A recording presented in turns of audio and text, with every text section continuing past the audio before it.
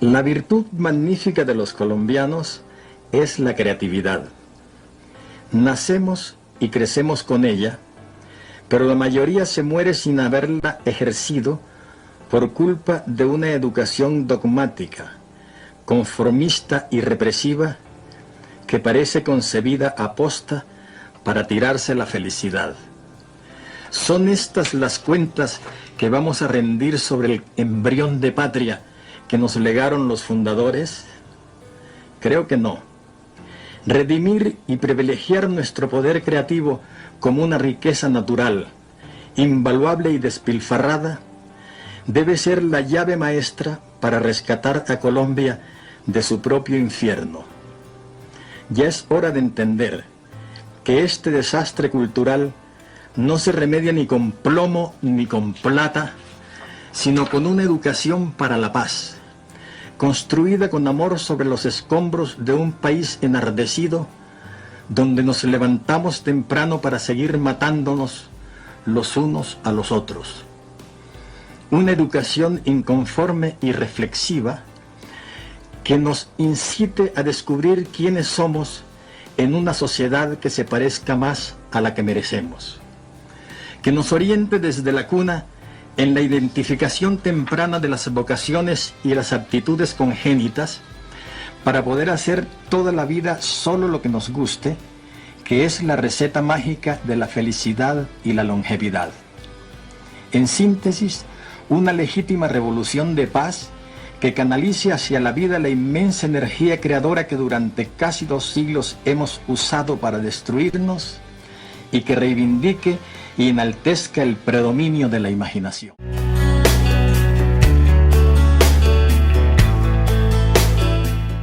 Viene perfecto recordar esas palabras del gran Gabriel García Márquez en medio de todo ese ataque de esa secta uribista que ahora les dio por atacar a Gabriel García Márquez. Contexto: por allá salió un video, Carlos Vives y Silvestre Dangond cantando un tema que es viejo, es un tema que fue compuesto por Armando Zabaleta, es una canción vieja que critica, en su época criticaba a Gabriel García Márquez. Muchas personas han salido a decir que por qué lo canta ahora, que Gabriel García Márquez no se puede defender. Seguro que Gabriel García Márquez, el gran Gabo, escuchó esa canción. Como le digo, esa canción es una canción vieja. Es una canción que incluso no estoy seguro, pero yo por allá en una feria de Convención, una vez, hace muchos años, en Convención Norte de Santander, el pueblito que tanto nombran ahora y que ha sido en los últimos años, pues, víctima de toda esta guerra que se suscita y por allá no se pudo volver un pueblo hermoso. Convención Norte de Santander, de allá era mi madre. Pues por allá hicieron unas ferias y no sé, no estoy muy seguro, pero creo recordar que esa canción la habían entonado Jorge Oñate. Por ahí me puse a averiguar y sí, efectivamente, Jorge Oñate. Y ese Jorge Oñate lo habían llevado a una feria. Yo pues allá estaba niño, pero me parece recordar a mi madre hablando de esa canción, hablando de ese tema. No sé, pero lo cierto es que sí, que la canción es vieja, que la entonó Carlos Vives y Silvestre Dangond en un video que publicaron en redes sociales y pues eso ha sido se ha prestado para que ataquen a Gabriel García Márquez. Increíble también que en el video aparecen que están en la casa de Luis Alberto Rodríguez. Luis Alberto Rodríguez fue un ministro de Duque. Por acá incluso tenemos un artículo que publica La Silla Vacía. Este artículo: la caída en desgracia de Luis Alberto Rodríguez, el director de Planeación Nacional que Duque protegía. Llegó al gobierno con la vicepresidenta, logró la confianza del presidente, que lo apodó El Pollo, y era un serio aspirante a la Contraloría, pero terminó traicionado, dice acá este artículo. Acá lo vemos con Carrasquilla. La figura de Luis Alberto Rodríguez resultó tremenda útil para el ministro Carrasquilla, pues era el encargado de estructurar la primera reforma tributaria que se presentó al Congreso. Además fue el peón de Carrasquilla para defender temas impopulares en los medios, pues como era bien sabido, Carrasquilla odiaba poner la cara frente a los periodistas. Acá vemos imágenes con Duque. Un movimiento encadenado de jugadas y acuerdos políticos se juntó con sus logros en planeación y se convirtió en el candidato escogido por el alto gobierno para la Contraloría, contando también con la simpatía del contralor Pipe Córdoba. Rodríguez renunció al DNP para aplicarse a la candidatura. Aparecieron los obstáculos como su edad por no tener los 35 años mínimos que exige la ley al momento de su postulación, que se creyó podía superarse con la interpretación jurídica de tener los años requeridos en el momento de la elección. Pero el asunto para Rodríguez comenzó a pasar de castaño oscuro cuando dos periodistas de Blue Radio denunciaron el saqueo a los recursos de La Paz por más de 500.000 millones de pesos, frente al cual Rodríguez debía explicaciones. Al escándalo de posible corrupción alrededor de los OCAT Paz se le sumó la noticia de la mansión que construía en su natal Valledupar. El alto gobierno le dio la espalda y la aspiración se empezó a desvanecer. Ahí vemos. Entonces, ¿en compañía de quién estaba Carlos Vives? ¿En compañía de quién estaba Silvestre Dangond? Tanta alaraca, y es que pues, no es raro. Vean estas imágenes. No es raro ver que Carlos Vives, pues ya sabemos qué es lo que piensa y cuáles son sus juntas, y también muchas investigaciones que también hay detrás de él, supuestas, presuntas investigaciones. Pero entonces en todo eso termina la alaraca. Ahí está el problema, ¿no? El cuento. Deberían sacar un tema, ¿no? Ellos dos, Silvestre y Carlos Vives, sacar un tema referente a los OCAT Paz, por ejemplo. Eso debería ser, ¿cierto? Y hacen ahí mismo el video, en la casa de Luis Alberto Rodríguez, le quedaría perfecto. Entonces, ¿a qué jugamos? Definitivamente lo que está ocurriendo en este momento en Colombia es triste, es bastante triste.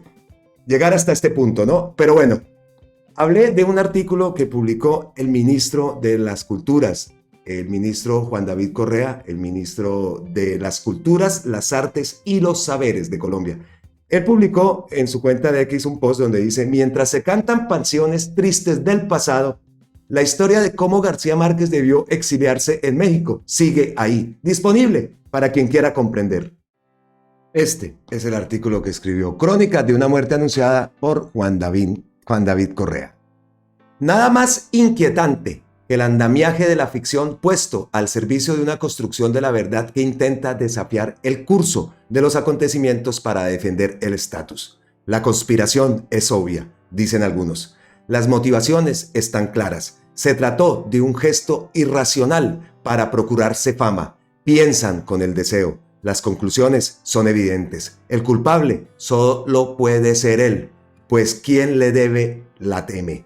Es fácil concluir quién es el responsable de eso que no podemos conocer cuando alguien da la cara públicamente, y quienes tienen la verdadera responsabilidad se esconden como sepias en las algas. Se conectan hechos al antojo y se condena en privado para ir allanando el camino de una sentencia que opera también en privado. La tarde del martes 24 de marzo de 1981, Mercedes Barcha salió a hacer el mercado, pues había poco en su despensa. En casa, su pareja, el escritor Gabriel García Márquez, se quedó sentado en su escritorio mientras redactaba un texto sobre el rompimiento de las relaciones de Colombia con Cuba, que publicaría al día siguiente en el diario El Espectador. Un cargamento con armas del M-19 había sido capturado en las costas del Pacífico colombiano. La represión del gobierno de Julio César Turbay Ayala llevaba 3 años de sangría. Miles de personas habían sido torturadas, perseguidas, interrogadas y apresadas. Entonces sonó el teléfono. García Márquez se apresuró a contestar. Una voz anónima le escupió: «Tenga cuidado, están convencidos de que usted está enredado con el lío de las armas del M-19». García Márquez estaba acostumbrado a que a la pequeña sociedad arribista colombiana se ensañara contra él. Sabía que su decidido apoyo a proyectos de izquierda le había granjeado el odio visceral de quienes consideraban que era un aliado del proyecto de Fidel Castro en Cuba y de Omar Torrijos en Panamá. Se sentó de nuevo, pero el teléfono volvió a sonar. «Esté alerta, porque hay una orden de detención contra usted por su vinculación con el M-19. A la tercera llamada, se preocupó de veras. 3 fuentes le confirmaban lo que se decía desde hacía meses y que ya le había costado una detención arbitraria al poeta Luis Vidales en 1979, liberado meses después gracias a una gran presión nacional e internacional. A esas 3 llamadas se sumó una más. Dicen que el periodista Lader Giraldo y el editor José Vicente Cataraín, nadie puede confirmarlo, fueron hasta su apartamento. «Te van a interrogar», le dijeron. En un artículo aparecido 2 semanas después, García Márquez escribió: «El 23 de marzo, después de una cena presidencial, un alto oficial del ejército la comentó con más detalles. Entre otras cosas dijo: el general Forero Delgadillo tendrá el gusto de ver a García Márquez en su oficina, pues tiene algunas preguntas que hacerle, en relación con el M-19. Al regreso de Mercedes, García Márquez le pidió que le empacaran una maleta y se dirigieran a la Embajada de México. Necesitaba protección, no asilo, pues vivía en México desde hacía 22 años y sus hijos habían nacido allí. Al día siguiente, tras una noche intranquila, tomó un avión. García Márquez era un escritor leído y admirado mundialmente. La noticia se esparció como un globo sin nudo. Mientras recibía el apoyo internacional en Bogotá, Rafael Santos, quien firmaba una columna como ayatolá en el diario El Tiempo, estableció una fantasiosa línea de tiempo que comprobaba sin duda alguna que la decisión de irse del país era irracional y desleal, entre comillas, con su patria. Según el comentarista, era obvio que el lío de las armas y la suspensión de las relaciones con ese país por prestarse como plataforma de entrenamiento y apoyo al M-19, sumado al hecho de que pronto su editor José Vicente Cataraín lanzara su nueva obra Crónica de una muerte anunciada, estaban conectados y constituían una pantomima necesaria para que el autor de la mundialmente leída 100 años de soledad pudiera vender 1 millón de ejemplares. Una campaña de publicidad perfecta. El escritor viaja a México, donde con seguridad manipula la prensa nacional e internacional para seguir desprestigiando al país, concluía aquel ayatolá. El 8 de abril, García Márquez, en una columna aparecida en el diario El País de España, escribió: de modo que no, ilustres oligarcas de pacotilla, nadie se construye una vida así, con las puras uñas, con tanto rigor minuto a minuto, para salir con un chorro de babas y exiliarse para vender 1 millón de ejemplares que además ya estaban vendidos. Rafael Santos pidió disculpas unos días antes de haber señalado a García Márquez, cambiando el tono en una carta publicada en el mismo diario colombiano. Ahora que mi padre, quien te respeta y aprecia mucho, me abre los ojos y me enseña las dificultades por las que debes estar pasando en este momento debido a algunas cosas que se dijeron en la columna, quiero explicarte muy francamente que esa nunca fue mi intención y que estoy dispuesto a expresar públicamente que es disparatado hablar de conexiones tuyas con grupos armados. Reconozco que aunque me dejé arrastrar por las circunstancias, no me queda bien como periodista profesional lanzar acusaciones que no tienen fundamento alguno.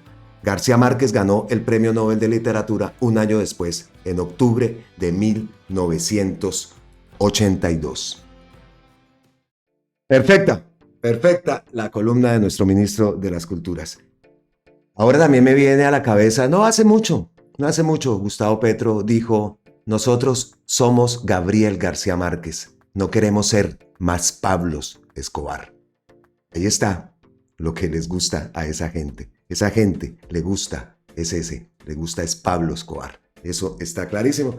Con eso dejamos entonces este tema, no nos vamos a profundizar más. Debería el señor Carlos Vives y el señor Silvestre Dangond pegarse una paseada entonces por allá por las zonas apartadas del país y cantarle al mundo lo que se está haciendo. Pero eso es mucho pedir, eso es mucho para esa gente. Ay, Dios. Bueno, entonces continuamos con el video porque, como le digo, esto era la intro. La intro iba dedicada pues al gran García Márquez. Somos García Márquez, no somos Pablos Escobar. Listo, ahora sí entonces vamos con el tema del video. Y el tema del video pues tiene que ver con Matador. ¿Y por qué Matador? ¿Y por qué el título del video? ¿Y por qué hago referencia al gran caricaturista también? Pues resulta que Matador ha estado enviando varios posts donde hace unos análisis, pues no un análisis profundo, no es necesario, sino simplemente hace unos pantallazos, pero nos hace ver varias cositas. Pantallazos que, qué casualidad, ¿no? Ese apellido Santos que leímos anteriormente, ahora va a volver a salir en el tiempo. Y también aparece El Espectador. Y también incluso Gustavo Petro tuvo que intervenir y mostrar y decir que qué es lo que se está haciendo. Me refiero a esa estrategia que están llevando a cabo estos medios, estrategias como, por ejemplo, vamos a colocar este post, antes de empezar con el orden que traigo. Otro ejemplo de cómo sutilmente se manipula el lector. Aquí El Espectador habla en un titular de narcos invisibles, fiscalía e investigación penal, y viene acompañada de una foto del presidente. ¿Qué intención hay en incluir esa foto? ¿Qué efecto buscan con ese tipo de acciones? ¿Por qué inducir al lector a ver esa asociación? ¿Dónde estudiar un periodismo? Y publica esto.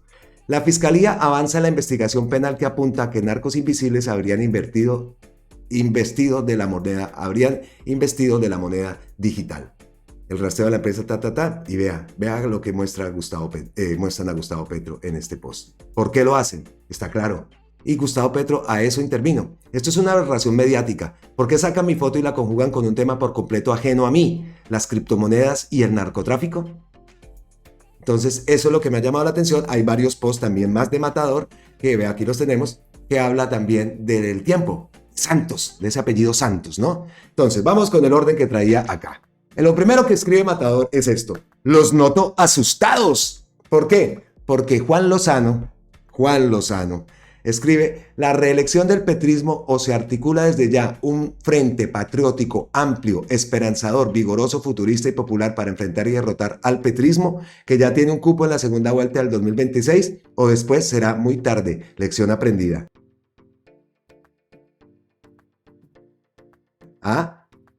Ahí le escribe Matador: los noto asustados. Por acá también le contestaron: no hubiera sido, le contesta Mauricio Jaramillo Jacir, ¿no hubiera sido mejor hacer ese frente para frenar la reelección de Uribe que apoyaste? A pesar de denuncias por autoritarismo, te manifestaste por segunda reelección en 2009 defendiéndote como hombre del presidente Uribe. Sería bueno explicar por qué antes era bueno y ahora no. Y miren este otro post que envía Matador. Los grandes medios son la punta de lanza para sembrar rumores y miedo sobre la población, quien aún cree en la veracidad de esos periódicos. Muchas personas dirán: es lo que dice el Tiempo y debe ser verdad. Lo que la gente debería preguntarse: ¿a quién pertenece el Tiempo? ¿Qué intereses tiene al darme esta información? ¿Es real lo que opina el señor columnista con discapacidad capilar? ¿Qué buscan con esta información recurrente? Los grandes medios no buscan que la gente esté informada. Lo que necesita es que la gente reaccione sin pensar y de manera visceral a una información determinada. Totalmente cierto. Y vea lo que publica. Entonces acá lea todas las columnas de Diego Santos en El Tiempo aquí, relacionados: terrorismo, Petro, oposición, reforma en miseria. Diego Santos. Santos. Apellido Santos. Que lo volvimos a escuchar por allá. Que le tocó retractarse con unas acusaciones que hizo contra Gabriel García Márquez, ¿no? Vea. Y acá hay otra perla. Claro que Diego Santos, ¿no? Ya sabemos quién es. Segunda columna del Tiempo. Aquí otro señor de apellido Santos hace una columna sobre la prohibición de los celulares en los colegios y la remata asociando a Petro con la muerte. Ellos no lo llaman presidente, le dicen Petro a secas, a diferencia de Duque, que sí le decían presidente. Eso lo hemos hablado aquí en varios videos. Y era gente de bien. ¿Ven cómo el patrón se repite día a día? Esto no es periodismo, es la mala fe de vendernos un apocalipsis para surgir de redentores en el 2026. La verdad murió en los medios hace rato. 2026, ¿no? Y acá, ¿qué publica? Qué tristeza como se han afectado las fuerzas militares y la policía con las pésimas decisiones del presidente y el ministro de Defensa. Presidente y el ministro de Defensa lo subraya. Todo va encaminado seguramente a armar las mingas y las primeras líneas para que Petro se pueda mantener el poder. ¡Déjense de mentirle a la gente! ¡Déjense de mentirle a la gente! ¡Viejo! ¿Quién? Guillermo Santos Calderón, otro de apellido Santos. Diego Santos y acá Guillermo Santos. A primera instancia esto puede parecer simple, ¿no? Puede parecer de pronto no importante, pero lo que destaca Matador es lo que también se ha venido destacando en varios medios, en varias fuentes también, de la forma como manipulan al lector. La forma como aquí hemos visto y en varios videos, en varias ocasiones, y no solo aquí, en otros canales también, se ha analizado un titular y después lees el contenido y el contenido desmiente totalmente al titular. Y como se sabe muchas veces que en Colombia nos quedamos con los titulares, entonces ese juego es perfecto, es efectivísimo. Y eso no es periodismo. Y aquí no vamos a decir un país decente porque Colombia ahora es un país decente, pero en otro país, la FLIP, ¿no?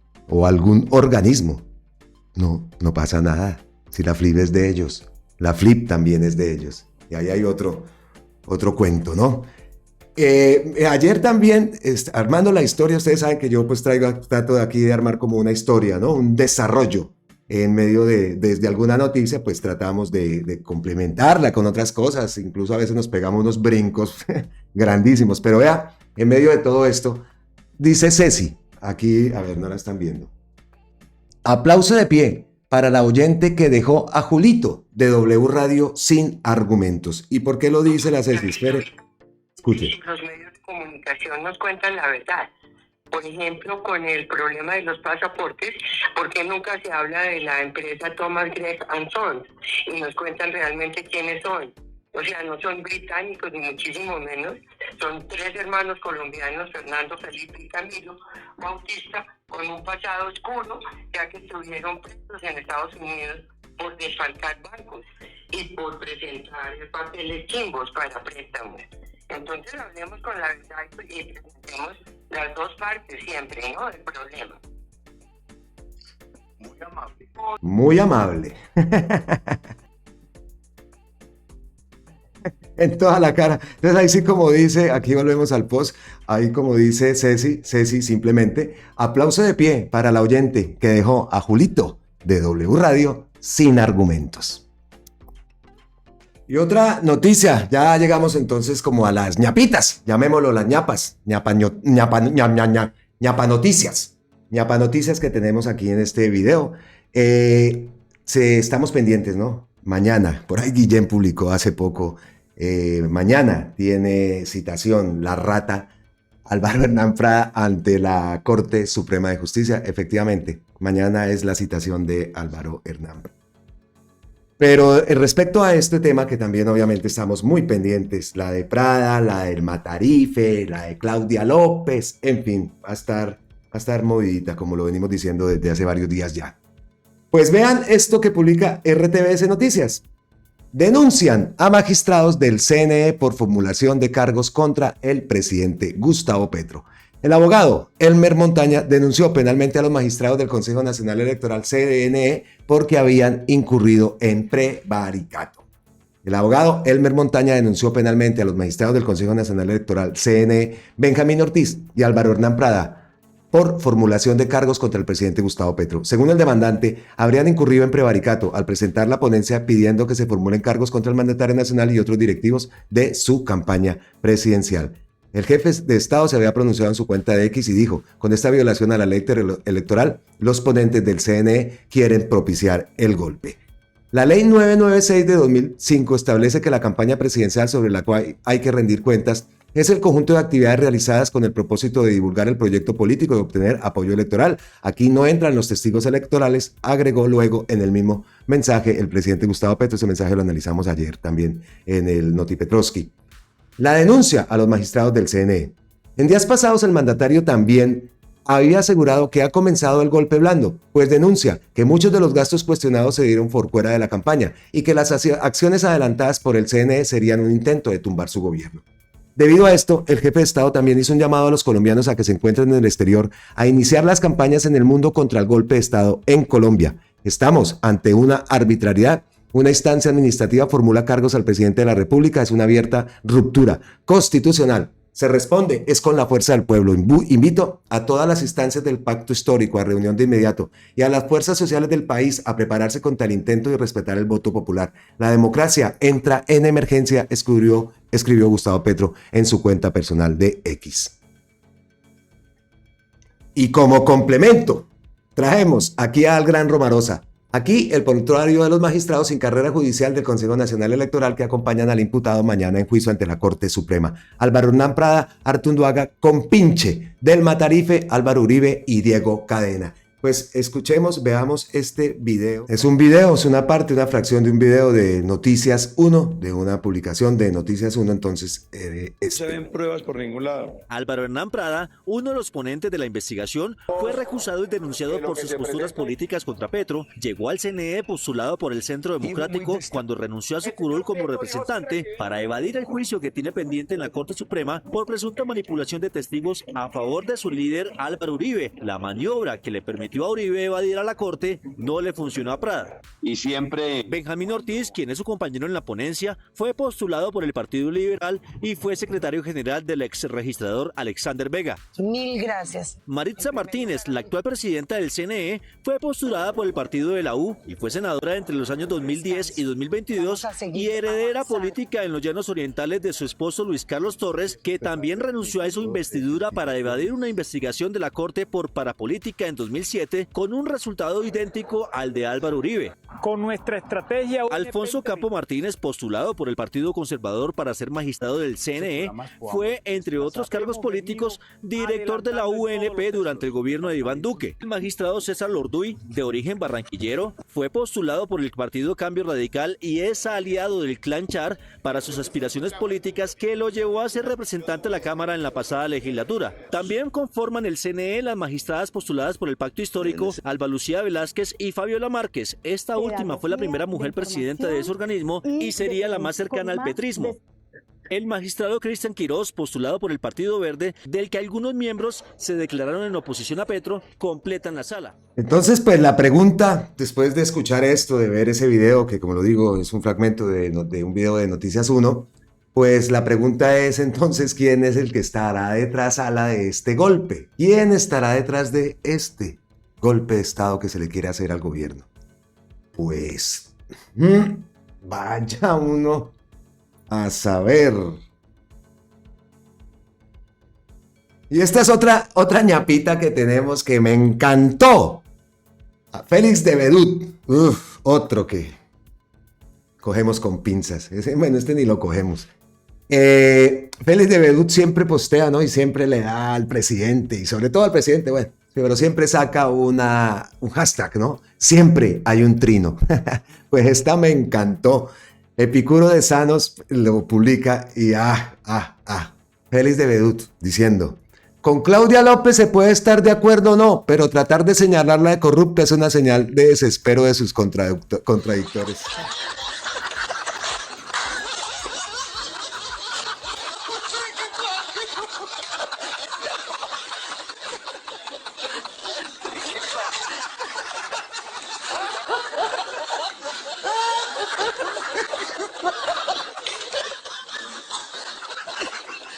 Siempre hay un trino. Y bueno, otra ñapita ya llegando al final que acabo de ver un post de Gustavo Petro. Llegando ya al final de este video, pues ayer también vimos a Vicky Dávila muy desafiante, ¿no? Lanzando un mensaje en sus redes sociales que hablaba y decía que no es tiempo de medias tintas. Así, en ese punto. Entonces viene la relación, ¿no? De lo que trato siempre de hacer. Al principio decíamos: los noto asustados, ¿no? Era la palabra que utilizaba Matador. Ahora cerramos con esto de no es tiempo de medias tintas. ¿A qué se refiere Vicky Dávila? ¿A qué es lo que se refiere Vicky Dávila con eso? Gustavo Petro le respondió también, pero vamos a traer la respuesta que le da nuestra gran ministra Susana Muhammad. Bueno, escuché hoy en redes sociales la videocolumna de la periodista Vicky Dávila y quisiera tratar solo 2 puntos para profundizar sobre lo que ella dice. Primero, hay total mala interpretación del llamado del presidente Petro al poder constituyente que hace en el gobierno con el pueblo. No es precisamente un llamado a romper la institucionalidad, sino por el contrario, a profundizar el espíritu democrático de la Constitución del 91 al hacer partícipe a los sectores más excluidos y su voz constituyente en los procesos de reforma, tanto los actuales como los futuros que puedan venir y que son necesarios porque no se han podido desarrollar en 30 años de constitución, pero en ningún momento el presidente está llamando a un rompimiento constitucional. Recuerden que aquí solamente hubo un presidente que decidió perpetuarse en el poder a partir de un cambio constitucional en el Congreso, que fue el presidente Álvaro Uribe Vélez, y que no lo hizo solo una vez, sino que intentó hacerlo por segunda vez. El presidente Petro no busca con este llamado al poder constituyente en ningún momento quedarse otro periodo en el poder, sino por el contrario generar las condiciones de transformación del país en el mediano y largo plazo. Y segundo, el llamado de la señora Vicky Dáviles a que no haya más medias tintas con Petro. Yo realmente no entiendo a qué se refiere la señora, si lo que este gobierno está haciendo y todo su gabinete es precisamente un trabajo mancomunado con todos los sectores políticos cotidiana y permanentemente, con alcaldes, con gobernadores, independientemente de su color político, para sacar adelante el Plan Nacional de Desarrollo, hecho que además ha sido reconocido por los mandatarios locales en los gobiernos con el pueblo, y que además debemos profundizar con los sectores económicos en clave de la reactivación económica y acelerar ese crecimiento económico que, como lo dice el gerente general del Banco de la República ayer en El Tiempo, empieza a mostrar signos de mejora, pero que tenemos que acelerar, como lo reconoció el mismo gabinete en el Consejo de Ministros que hicimos en Paipa. Yo, por el contrario, llamo a la deliberación, al trabajo democrático, al trabajo mancomunado. Eso sí, obviamente, la perspectiva de las transformaciones del plan de desarrollo, y a seguir trabajando todos conjuntamente por Colombia. A mí la ministra Susana Muhammad me cae muy bien. La verdad me parece uno de esos grandes liderazgos que hay en el gobierno. La verdad, pues una de las grandes mujeres, ayer lo vimos. Según la revista Forbes, está incluida entre las mujeres más influyentes de Colombia.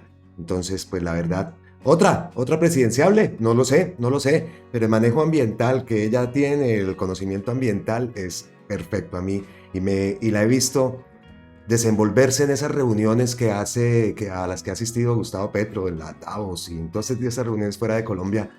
La forma con un perfecto inglés, como defiende todo ese proyecto ambiental, llamémoslo así, que hay en nuestro país. Entonces, pues quería dejar eso, mi punto de vista sobre esta gran mujer, Susana Muhammad. Definitivamente, mujeres como Susana nos representan, la verdad que sí. Bueno, y dije ahora que acaba de ver un post de Gustavo Petro. Ave María, empezó Gustavo Petro el día, es que no lo dejan ni desayunar a la... Y Gustavo Petro, vuelvo a decirlo, no le debería contestar a Vicky Dávila. Hay muchas formas de contestarle a Vicky Dávila. Le ha contestado estos días. Y pues claro, Gustavo Petro, la cuenta de Gustavo Petro tiene, a ver, miramos 7 millones y pico, es lo que tiene de seguidores. 7 millones y medio de seguidores. Cualquier post de Gustavo Petro pues tiene una repercusión impresionante. Y contestarle a la señora, la bruja del Pasquín, pues obviamente no le debería contestar. Debería ya parar y no contestarle. Si tiene ganas de contestarle, hay muchas formas, como lo dijimos, haciendo un pantallazo o sin arrobarla y sin citarla. No hace falta, ¿verdad?, que se desgaste, y lo que le está dando, pues claro que esa gente no nos interesa, pero sí cada vez está ya subiendo más el tono. Después se emberraca, ¿no? Porque le dicen que está haciendo campaña presidencial y por ahí manda mensajes diciendo que no se confunda. O sea, una chulería total. Y amañada en qué? Amañada en qué? En el odio visceral que tiene contra Gustavo Petro, porque ¿qué? Las pruebas que saca, todo siempre queda desmentido. ¿Será por eso que le duran 3 días cada montaje que hace? Entonces, pues, a lo que hago énfasis, y desde ayer lo dije, y pues muchas personas lo hemos venido diciendo, no contestemos a Vicky Dávila, no reposteemos a Vicky Dávila, no reposteemos a esa gente. Simplemente se puede contestarles de 1000 formas. Pero claro, el presidente lo hace y eso se repercute impresionantemente. Pero bueno, ahí queda nuestro punto de vista. Entonces, ahora sí, lo que le había visto de Gustavo Petro. García Márquez tuvo que exiliarse porque Turbay lo quería apresar y torturar. Turbay creía que la intelectualidad colombiana apoyaba toda al M-19 y por eso 10.000 capturados pasaron por los centros de tortura. Dicen que contar esto es resentimiento, pero lo que quieren es ocultar la historia con la ignorancia. Eso es uno de los posts de Gustavo Petro. Y aquí vean, si no se nos va a volver Notipetrovsky. Ayer tuvo que responder a Espinosa, hablábamos ayer de Espinosa, y pues Espinosa ha tenido que también otra vez Gustavo Petro a responderle. La primera, dice Espinosa que 3 expresidentes de Ecopetrol, bueno, bien, envían una carta al presidente Gustavo Petro rechazando las afirmaciones falsas y temerarias. Ya. Sin pruebas ni sustentos tácticos que demuestren que miles de millones de dólares de la petrolera se usaron para financiar paramilitares. Bueno, eso ya se sabrá. Y ahí viene la respuesta de Gustavo Petro.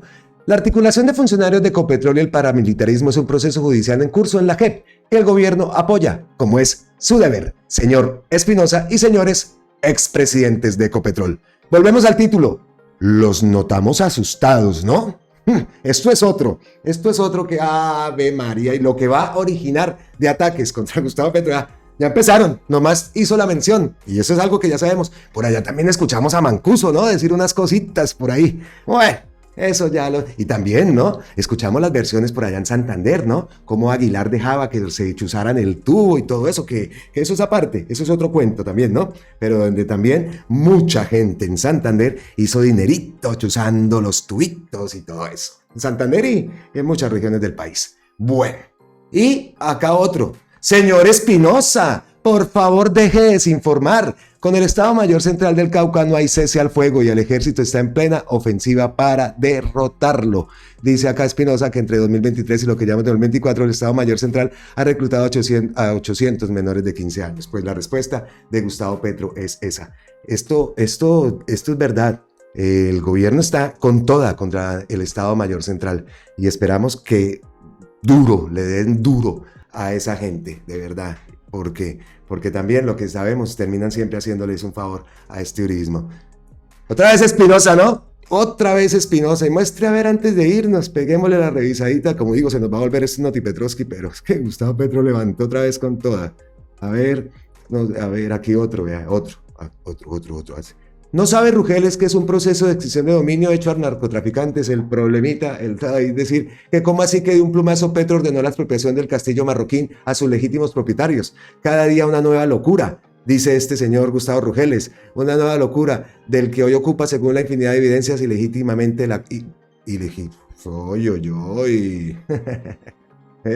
¡Qué hijos de la madre! ¿Ah? ¿No sabe Rugeles que es un proceso de extinción de dominio hecho a narcotraficantes? Pedazo. De hecho, de como bien de una familia presidencial responsable en la pérdida de Panamá pasó al narcotráfico, de cómo el bien de una familia presidencial responsable de la pérdida de Panamá pasó al narcotráfico, ni más ni menos un resumen de nuestra historia. Pasamos el bien a la educación pública. Sí, eso fue una noticia que surgió el día de ayer, que ese castillo marroquín iba ahora para la Universidad Popular, para la Universidad Pública de Colombia. Y vimos también la SAE como posteó algo de todo esto. Por acá otro que dice, el momento del cambio llegó. No es momento de un referendo, sino de gobernar. Dice, el momento del cambio llegó. Gustavo Petro, aquí lo vemos. Bueno, ahora sí, que se nos convierte en Noti Petrovsky. Llegamos al final de este video, espero que les haya gustado. La intención, ¿no? ¿Tienen miedo? ¿Están asustaditos? Pues compren perro. Nos vemos en la próxima. Abrazotes ancestrales desde la distancia. Y como siempre, millones y millones de gracias para todos ustedes.